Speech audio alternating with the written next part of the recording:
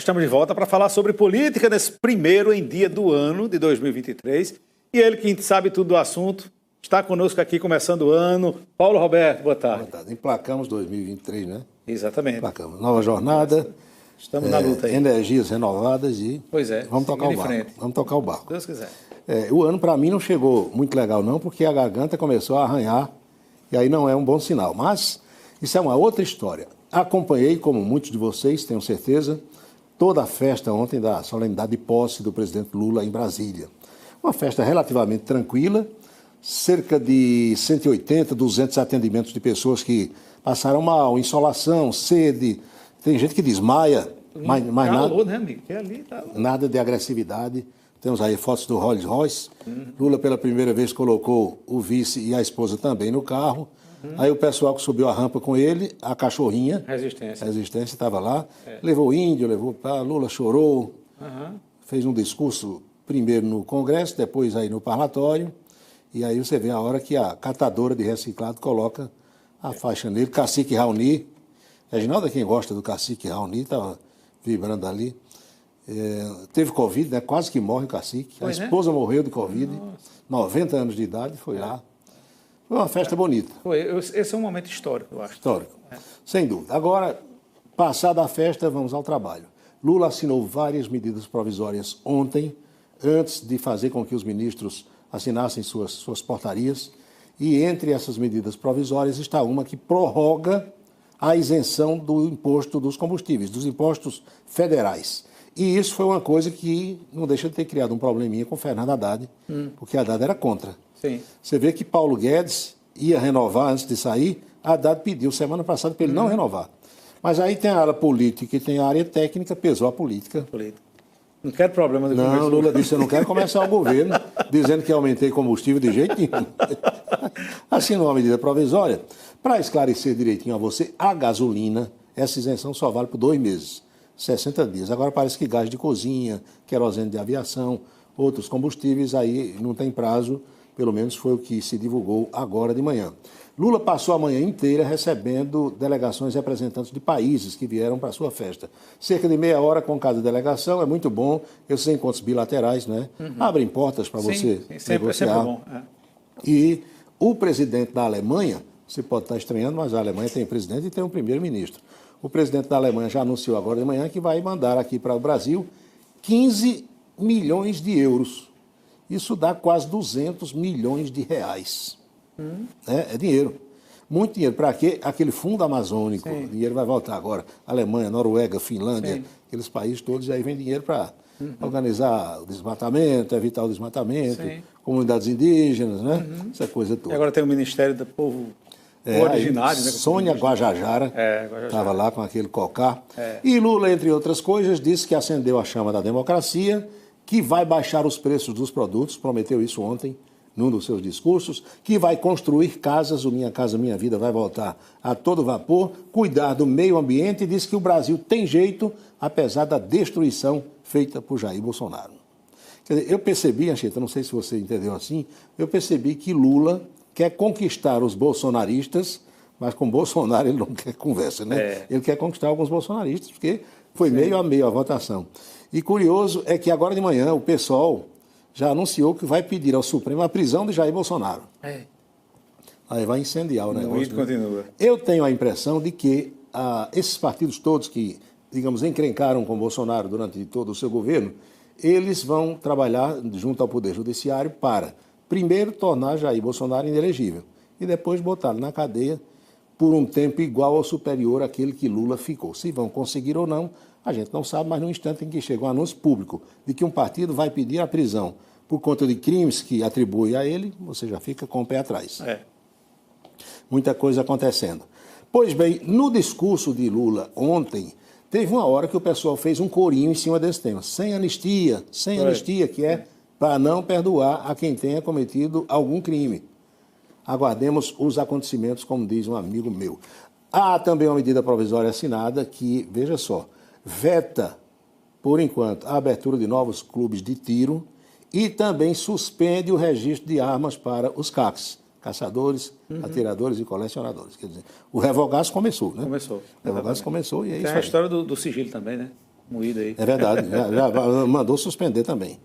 Agora é trabalhar, minha gente, agora é mãos à obra. Acompanhei durante toda a manhã já a passagem de comando, digamos assim, para alguns ministros. Fernando Haddad foi lá e me chamou a atenção o fato de Camilo Santana, ao ser anunciado ontem, chamado para assinar lá a portaria, porque o presidente assina nomeando e o cara assina também, digamos, para ficar empossado. É um ato legal, faz parte do ritual, do cerimonial. Me chamou a atenção que todos estavam assim alegres, eufóricos, vibrando. Camilo Santana não deu uma risada.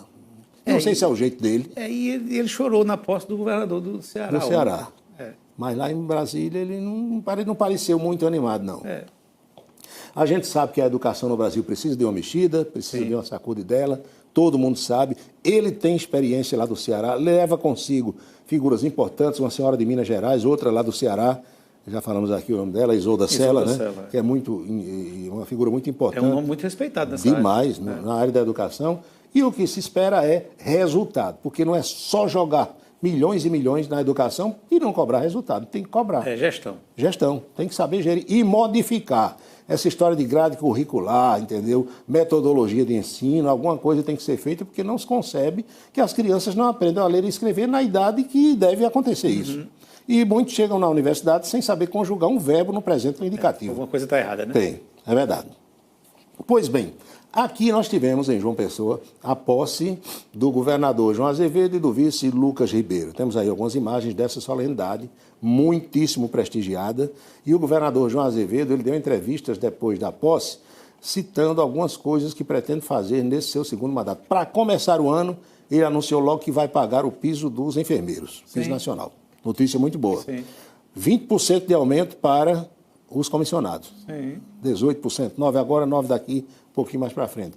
E elencou, assim, rapidamente as obras estruturantes, como ele chama, que pretende realizar no estado todo, incluindo Campina Grande, o Sertão, Hospital do Sertão, Hospital de Clínicas de Campina, maternidade, muita coisa para acontecer. E terminou a solenidade, João Azevedo foi a Brasília, prestigiar a posse de Lula, e nós temos também um flagrante aí, com imagem dessa participação dele. Olha aqui, Tibério Limeira, secretário de Esportes, Geraldo Alckmin, João Azevedo e Deusdedito Queiroga, que é secretário importante, foram lá. O Ronaldo Guerra também estava nessa solenidade.